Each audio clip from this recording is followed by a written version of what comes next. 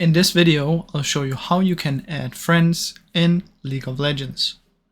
Now, when you enter League of Legends, you'll be able to see your name up here. This is what people are going to add you by. Now, when you want to add someone new, you can see you have your friend requests here. This is when people add you. You can also see all your friends right here. Then what you want to do is press on this invite button, the add button, type in their name and their tagline.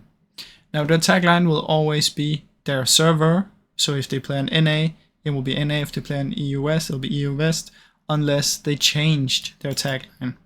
Now if they changed it, you will be able to just ask them what is their ID, and then you can add them. And that's basically how you do it.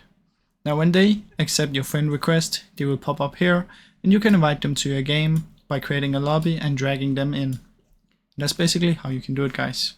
Now I really hope you enjoyed this video, and if you did, please leave a like and subscribe, as it helps me out a ton. Thank you so much for watching.